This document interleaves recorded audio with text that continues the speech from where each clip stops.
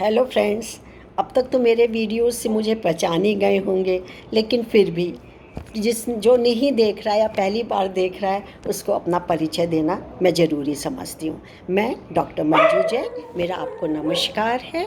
मैं retired associate professor from सेंट degree college Kanpur. मैं पिछले कई महीनों से धर्म मार्ग नामक शीर्षक के अंतर्गत धार्मिक और आध्यात्मिक विचारों को लेकर के आप तक वीडियो शेयर करती हूँ। और इतने छोटे छोटे सार गर्भित ये प्रसंग होते हैं कि दिल की गहराई तक ये उतर जाते हैं। और फिर जब कभी भी हमारी विपरीत दिशाएं या दशाएं आती हैं तो हम क्या है, इसी धर्म मार्ग को अपना करके कभी भी विचलित नहीं होते और नेक नियति हमारी हमेशा हमारे साथ रहती है। तो आज भी मैंने आपके लिए एक चुनाव किया हुआ, एक विचार का चुनाव किया है जिसका शीर्षक है प्रेम परमात्मा है। ये तो सभी जानते हैं, परमात्मा जो कि है भाव का भूखा होता है, प्रेम का भूखा होता है। जहाँ प्रेम है वहाँ परमात्मा है ना। ये सब कहावतें ऐसे ही नहीं बनी हुई हैं, इसके पीछे बहुत गहराई होती है और सत्यता होती है। तो चलिए इसको हम तक लाए हैं डॉक्टर सरोजनी पांडे जी। आपका बहुत बहुत धन्यवाद और नमस्कार कि मैं आपकी बात जन जन तक पहुँचा रही हूँ। प्रेम परमात्मा है के अंतर्गत क्या है ये पढ़ते हैं। ज्ञानी कहता है ब्रह्म सत्य ज्ञान और अनंत है, जिसका आदि है उसी का अंत होता है। ब्रह्म का न आदि है न अंत है, इसलिए वह अनंत है। ज्ञानी ब्रह्म को निर्गुण और निराकार मानता है। उसकी दृष्टि में ब्रह्म को अनुभूत तो किया जा सकता है, पर उस अनुभूति को गूंगे की मिठाई के समान व्यक्त नहीं किया जा सकता। एक भक्त की दृष्टि में परमात्मा प्रेम है और प्रेम परमात्मा है। इसी प्रेम के वशीभूत भक्त उस पर ब्रह्म की सगुण रूप में कल्पना कर उसकी लीलाओं के साथ विचरण करता है। कोई उसे दशरथ पुत्र मान लेता है, मतलब रामचंद्र जी, तो कोई नंद यशोदा वासुदेव देवकी का पुत्र। यह प्रेम का ही प्रभाव है कि राम को निरंजन ब्रह्म मानने वाले ज्ञानी संत कबीर भी उनसे प्रेम का संबंध जोड़ लेते हैं। हरि मेरा पीव मैं राम की बहुरिया। निर्गुणोपासक सूफी कवि जायसी पद्मावती परब्रह्म और रत्नसेन जो कि जीवात्मा की प्रेम रूप में कल्पना कर लेते हैं। वस्तुतः जीव और ब्रह्म में कोई भेद है भी नहीं।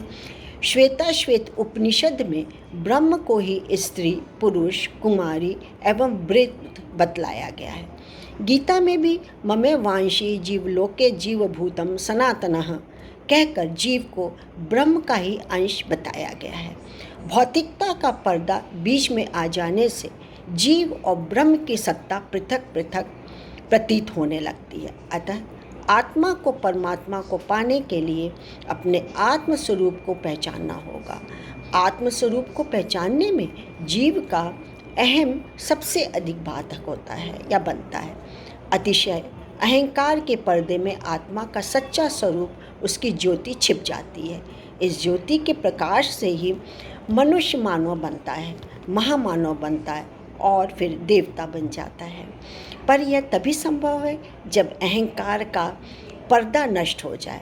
इसे हम ज्ञान अथवा प्रेम द्वारा ही नष्ट कर सकते हैं। ज्ञान का मार्ग कठिन है, इसी कारण भक्त प्रेम के मार्ग को अपनाता है। सूर और तुलसी ने भी इसलिए ब्रह्म के सगुण रूप को अपनाया। परमात्मा को प्राप्त करने के लिए जितने भी साधन बताए गए हैं उनमें प्रेम का स्थान सर्वोच्च है। प्रेम हृदय में अग्नि के समान है जो परमात्मा की इच्छा के सिवा अन्य सभी वस्तुओं को जलाकर भस्म कर देता है। प्रेम से परमात्मा संबंधी रहस्यों का उद्घाटन होता है और उसके स्वरूप का परिचय मिलता है। यानी परमात्मा यदि प्रेम है परमात्मा से लोगों से, तो क्या है, हमें उसके होने का एक आभास मिलता है, अनुभव हम करते हैं कि हाँ प्रेम से परमात्मा की अनुभूति है। तो मुझे उम्मीद है आपको ये बहुत अच्छा लगा होगा। और सबसे प्रेम करना भी चाहिए। परमात्मा से तो सभी करते हैं, पर जीव जंतु है, माँ बाप हैं, गुरु हैं, भाई बहन हैं, सगे संबंधी, अड़ोसी पड़ोसी हैं, प्रेम की धारा ही बहनी चाहिए। ठीक है, जैसे ज्योत से ज्योत जगे प्रेम की धारा बहाते चलो, यही होना चाहिए। तो आज के लिए मैं ये धार्मिक विचार आप तक रख चुकी हूँ। अब कल के लिए मुझे फिर एक मौका दीजिए कि मैं फिर से आपके सामने धर्मांग नामक शीर्षक के अंतर्गत आध्यात्मिक और धार्मिक विचार या प्रसंग लेकर के उपस्थित होती हूँ। नमस्कार, थैंक यू।